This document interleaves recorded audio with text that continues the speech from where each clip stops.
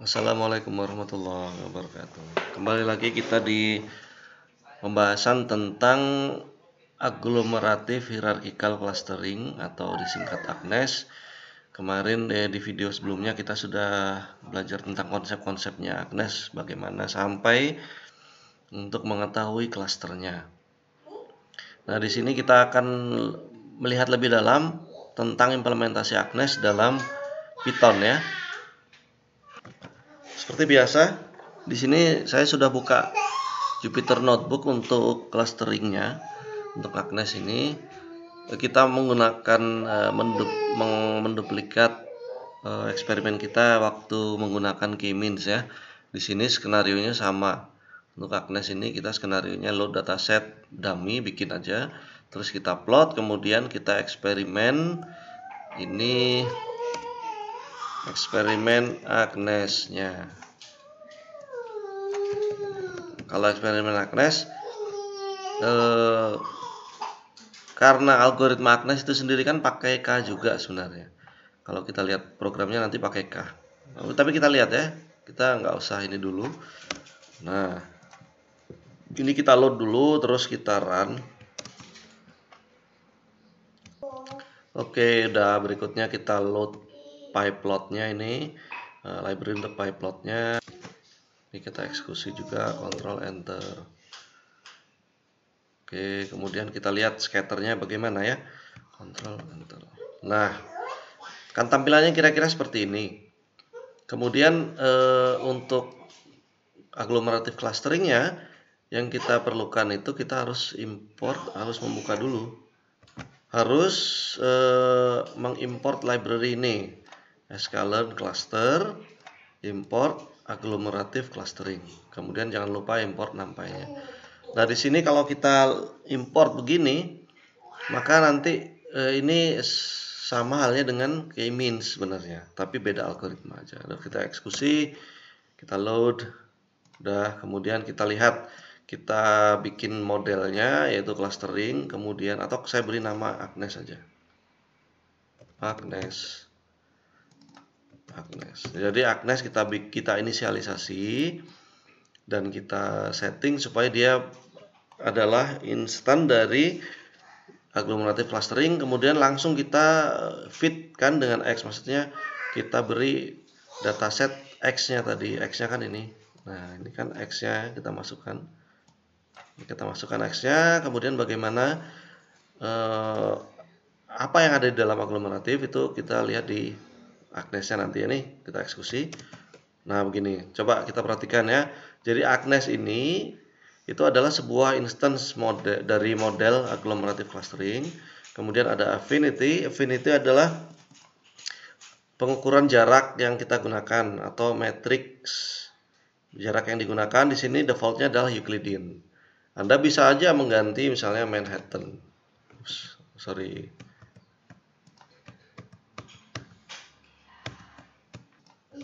Nah, di sini saya ulangi ya. Jadi affinity itu metric distance yang dipakai, matriks jarak yang dipakai, defaultnya Euclidean. Anda bisa mengganti, kita bisa ganti affinity ini menjadi yang lain, misalnya begini, copy, kemudian paste di sini, affinity kita ganti Manhattan.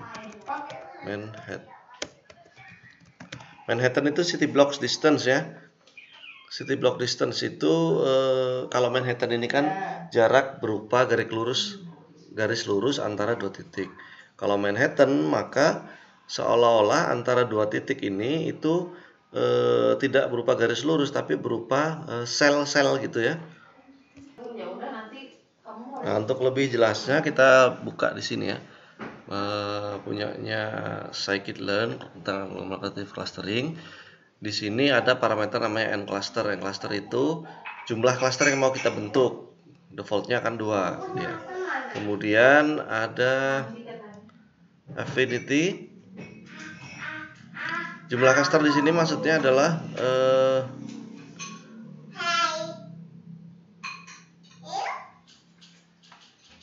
untuk affinity ini kan Euclidean. Nah, di sini maksudnya defaultnya Euclidean, kemudian matriks yang digunakan untuk linkage.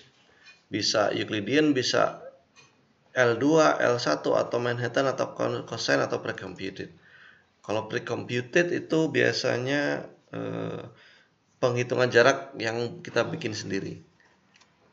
Terus linkage-nya kalau untuk Euclidean, kalau linkage-nya adalah word, maka hanya Euclidean aja yang bisa dipakai. Nah, di sini linkage-nya kita lihat dulu. Punya kita linkage-nya apa tadi ya? Nah, linkage-nya kan word. Berarti di sini supaya bisa diganti affinity-nya supaya ganti lain. Ini ya, ini misalnya Manhattan. Maka nanti linkage harus diganti juga. Nggak bisa word. Word itu hanya bisa untuk Euclidean. Linkage-nya kita ganti menjadi misalnya min ya. Pilihannya apa sih linkage? Oh, ini complete average single. Jadi selain word aja yang boleh. Kita pakai yang average aja. Average. Nah, coba kita eksekusi. Nah, ini ketika dieksekusi maka Agnes sudah berubah menjadi agglomerative clustering, kemudian affinity-nya Manhattan, terus linkage-nya baru bisa. Kalau misalnya ini kita nggak setting ya, maka pasti error. Nah, error karena dia hanya bisa linkage-nya kan word default-nya, dia hanya bisa untuk Euclidean distance. Nah, ini maksud saya tadi, kalau Euclidean distance, seandainya kita punya dua titik ya di sini dan di sini, maka Euclidean distance itu adalah jarak antara dua titik di sini dan di sini berupa garis lurus yang warna hijau ini. Nah, sedangkan untuk yang Manhattan atau city block, maka kita seolah-olah membuat grid antara grid area ya, area berupa grid, kemudian cara menghitung jaraknya antara satu titik awal ke titik akhirnya adalah dengan melalui grid-grid tadi itu. Jadi nggak bisa langsung tarik garis lurus, nggak bisa, karena ini ibaratnya grid tadi itu seperti city block, seperti jalan-jalan di kota itu loh, lorong-lorongnya. Jadi untuk mencapai ke sana kita bisa melalui jalan yang lurus ke atas, kemudian belok kanan, kemudian atau yang kuning ini, kuning lurus, belok kiri dulu, kanan, kemudian kiri. Atau yang berkelok-kelok, kanan, kiri, kanan, kiri, kanan, kiri, kanan, kiri, kanan, kiri. Nah, warna merah, biru ataupun kuning itu jaraknya sama. Coba kita hitung ya. Cara menghitungnya begini. Jadi coba yang merah dulu ya, dari sini ke sana. 1 blok, 2 blok, 3 blok, 4, 5, 6, 7, 8, 9, 10, 11, 12. 12 ya. Yang kuning kita coba hitung. 1, 2, 3, 4, 5, 6, 7, 8, 9, 10, 11, 12. Yang biru gimana? 1 blok, 2 blok, 3, 4, 5, 6, 7, 8, 9, 10, 11, 12. Sama 12. Itu yang city block. Jadi kemanapun jalur yang dipilih itu pasti akan akan sama, asalkan tidak berubah arah ya, orientasinya asalkan tidak salah. Atau misalnya begini, ketika begini maju, kemudian ke atas, kemudian ke kiri lagi, nggak boleh itu, nggak bisa nanti. Karena orientasinya kan harus, perspektifnya pengambilan jalurnya adalah ke target titik akhirnya. Oke. Saya kembalikan ini menjadi default aja. Nah, dah seperti ini jadinya kan. Terus kita lihat ada connectivity matrix. Ini memori sama connectivity boleh diabaikan dulu. Kemudian linkage ini yang penting. Ini yang membentuk penghitungan jarak antara cluster dengan clusternya. Oke, kemudian atribut yang bisa kita ambil di dalam agglomerative clustering itu adalah ada n cluster, jumlah cluster yang dibentuk. Ini akan mengikuti di sini n cluster yang kita panggil di parameternya. Kemudian ada label, itu nanti akan sesuai dengan berupa array satu dimensi yang ukurannya adalah sama dengan jumlah sampel yang kita bentuk. Kalau misalnya sama 300 maka labelnya jumlah juga 300. Dia itu semacam kolom baru gitu untuk melabeli setiap sampelnya dengan klasternya. Dia masuk klaster berapa berupa angka biasanya. Kemudian ini adalah jumlah daun untuk hierarchical tree-nya dan beberapa atribut yang bisa kita ambil. Coba kita lihat di sini ya. Kita lihat Agnes. Coba dulu. N tadi apa ya? N clusters. N clusters.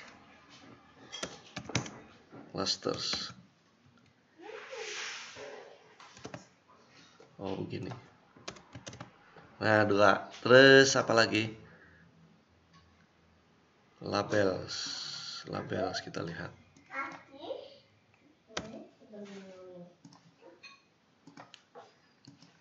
Labels begini ya, label. Nah ini labelnya. Jadi label ini akan memberitahu bahwa sampel pertama itu masuk klaster 1, sampel kedua masuk klaster 0 dan seterusnya. Nah, ini tergantung dari klaster yang kita bangun di sini. Ya, jadi seperti k-means juga. Jadi ini misalnya saya ganti ya. Ini jadi 3 misalnya. Atau jadi 3 lah ya, coba ya. Kita eksekusi dulu, Ctrl Enter, udah 3. Nah, nanti akan jadi 3 label sekarang.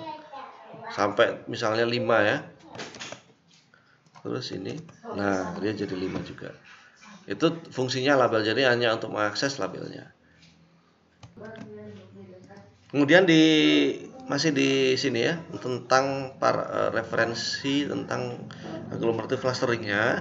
Di sini ada metode. Nah, metode ini kalau fit tadi yang sudah kita eksekusi, itu untuk mentraining Agnesnya supaya dia mencari patternnya. Kemudian ada fit predict. Kalau fit predict ini biasanya untuk prediksi. Jadi dataset baru kita masukkan ke sana, maka nanti dataset baru itu akan mengikuti model yang sudah kita bangun sebelumnya. Jadi misalnya ada satu dataset ini kita umpankan dengan fungsi fit predict ini, maka nanti dia akan punya label berdasarkan si sampel baru ini dekat sama siapa, dekat sama klaster yang mana. Itu yang fit predict. Kemudian ada get parameter dan set parameter. Ini bisa untuk eksplorasi ya. Nah, kemudian eksperimen yang kita lakukan dengan menggunakan algoritma ini sama akhirnya. Jadi ini eksperimen K sama dengan 2. Ini menghasilkan siluet skornya sedemikian rupa. K sama dengan 3, siluet skornya segitu, dan seterusnya. Akhirnya ternyata di K sama dengan 5, siluet skor paling tinggi adalah dengan nilai 0,718. Itu jadi caranya kalau pakai agglomerative clustering yang ini itu seperti ini cara eksperimennya. Nah,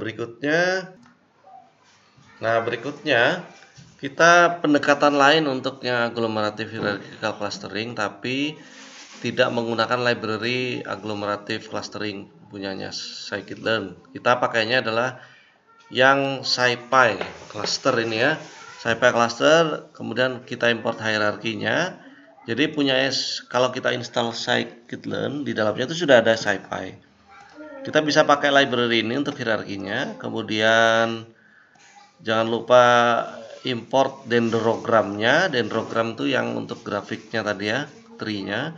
Kemudian plotnya dan numpy jangan lupa. Kemudian di sini kita set dulu, kita generate sebuah fitur ya. Kita bikin blok, fiturnya ada 2. Terus gini aja. Nah, ini coba. Oke. Fiturnya ada 2. Jumlah sampelnya 20. Kemudian ini yang penting nih. Kalau kita mau membangun agglomerative hierarchical clustering, yang harus kita lakukan di sini itu adalah kita harus menghitung membuat sebuah vektor Z, di mana Z ini adalah distance matrix yang dibentuk dari hierarchy linkage inputnya X, kemudian ini adalah linkage tipenya ya. Kemudian kita run plot figure, kemudian bikin dendrogramnya dengan input Z-nya tadi. Coba kita eksekusi. Ada errornya.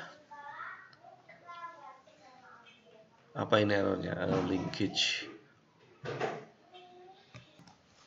Kesalahan sedikit tadi waktu kita bikin datasetnya, ini begini harusnya. Tadi Y-nya saya hilangin.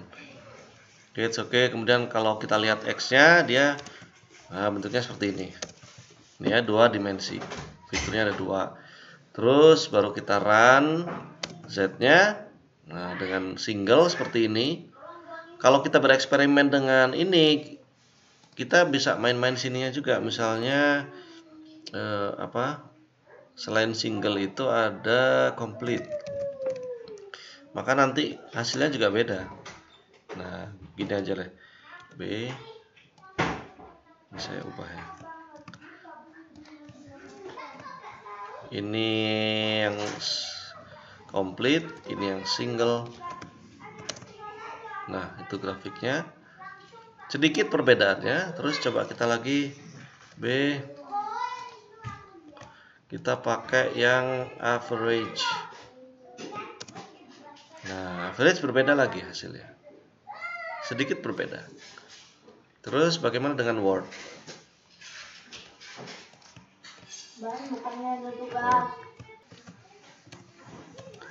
Kita coba yang Word. Nah, yang Word berbeda lagi seperti ini. Itu ya, kalau kita bermain-main dengan dendrogram bisa pakai metode yang ini. Karena nanti dengan pendekatan yang seperti ini kita dengan mudah melihat bagaimana tree-nya. Walaupun sebenarnya di clustering ini di sini juga bisa ada caranya. Nah, coba Anda nanti cari cara ya. Cari bagaimana menampilkan dendrogram ketika kita menggunakan agglomerative clustering. Sedangkan kalau mau defaultnya yang seperti ini pendekatannya, ini lebih lebih verbose ya. Verbose itu berarti tahapannya kelihatan gitu. Kita bisa bereksperimen kemudian menampilkan dendrogram dengan mudah setiap eksperimen yang kita lakukan. Nah, di sini kita lihat ya. Tadi kita kan eksekusi yang Word ya, yang terakhir kan Word. Kita lihat Z-nya. Z-nya bagaimana? Nah, Z itu ternyata 4 dimensi dia. 4 dimensi. Ini ada maksudnya masing-masing. Nah, maksudnya dari Z ini coba kita lihat untuk kolom 1, 2, 3, 4. Kolom 1 dan 2 itu adalah ID dari cluster yang dibentuk. Misalnya tadi kan kita punya 20 sampel ya. Ini 20 sampel, berarti cluster awal itu adalah mempunyai ID 0 sampai 19. Paham ya? 0 sampai 19. Jadi ketika nilainya itu 0 sampai 19 begini, maka itu adalah objek aslinya ini. Ini masih objek aslinya. Ini juga masih objek cluster yang dengan sampel tunggal itu tadi, objek tunggal ya. Jadi maksudnya 9 sampel 9 dan 10 itu memiliki jarak 0,2. Nah, jadi kolom ketiga itu adalah jarak antara sampel ini dan ini. Kemudian di sini yang kolom keempat itu adalah jumlah dari objek yang berada pada klaster yang dibentuk ini ya. Kemudian baris berikutnya sama, pas sampel 5, objek 4 dan 5 itu memiliki jarak 0,27, dibentuklah sebuah klaster dengan jumlah objek 2 dan seterusnya. Maka nanti kita akan lihat di sini ya. Di sini ada objek ke-14, objek asli dan klaster baru. Di sini maksudnya adalah yang kelas yang 20 ini itu adalah klaster baru yang bisa jadi adalah penggabungan antara dua klaster yang berdekatan. Ini loh. Misalnya nih 910 klaster yang paling dekat ya. Nah, kita kan tapi nggak tahu, nggak bisa dilihat di sini. Kalau mau dilihat lebih jauh itu coba mana 14 ini. 14 ternyata berklaster dengan 9 dan 10 ya. Ini loh, 14, 9, 10. Maka 14 dan 20 ini ID klaster yang baru yang terbentuk dari 9 dan 10. Ini 9 dan 10 yang 20 ini. Oke. Nah, jaraknya dari 14 dan 20 itu adalah berapa nih? 0,6. Jumlah objeknya di dalam situ ada, total objeknya ada 3. Terus dan seterusnya sampai yang terakhir. Yang terakhir itu adalah cluster objek 31 dengan objek 37, jaraknya 25. Nah, kita lihat objek 31 dan 37. Objek 31 bisa jadi di sini, 37 di sini. Nah, jaraknya itu tadi kan 25,8. Lah ini kalau kita tadi garis lurus garis ini ke sana itu 25,7 ini jaraknya. Gitu ya. Kemudian jumlah objeknya adalah semua sampel yang ada di sana. Jadi berakhirlah iterasi untuk dendrogramnya itu di sini. Nah, ini cara untuk melihat Z-nya. Nah, dari Z ini kita itu bisa bermain-main, bisa menerapkan K cluster lifetime-nya itu ya. Saya ada fungsi ini. Nah, di sini ada K cluster lifetime-nya. Terus kita coba eksekusi ya. K life. Kemudian masukkan Z-nya. Maka nanti output yang terbaik adalah jumlah cluster yang terbaik adalah 3 menurut K cluster lifetime. Kalau kita lihat di sini ya, ada 3 itu kira-kira ada di sini. Nah, di sini. Jadi dia memperhitungkan antara jarak cluster yang di atasnya dari sini dan di sini. Jaraknya ada berapa? Kemudian yang di sini 2 itu kan tidak dihitung karena 2 itu ya sudah default banget gitu kan. Dari 1 ke 2 itu kan sangat default, jadi tidak dihitung. Yang dihitung adalah cluster 2 dan seterusnya. Nah, maka hasil dari K lifetime clusternya itu terbentuk menjadi 3. Ini kalau kita pakai Word. Gimana kalau misalnya kita pakai average? Gini kita eksekusi ulang ya. Nah, gini. Terus Z-nya pasti berubah. Nah, begini. Z-nya sama sih sebenarnya, tapi jaraknya aja berubah nih. Nih ya. Ini coba saya turunkan. Nah, gini. Saya lihat yang terakhir dulu. 31 dan 37 jaraknya 10,38. 10,38 ada di sini. Ini kalau yang average. Kalau kita eksekusi ke lifetime-nya, dia masih 3 juga, sama ya. Jadi tidak terlalu jauh, tidak jauh beda memang kalau kita menggunakan K cluster lifetime. Ini penghitungan otomatis untuk mengetahui cluster terbaik dari hierarchical clustering di dendrogram ini. Oke, saya rasa begitu untuk untuk eksperimen dengan agglomerative clustering. Cukup panjang ininya. It's okay. Semoga Anda punya intuisi lebih jauh tentang hierarchical clustering. Terima kasih. Wassalamualaikum warahmatullahi wabarakatuh.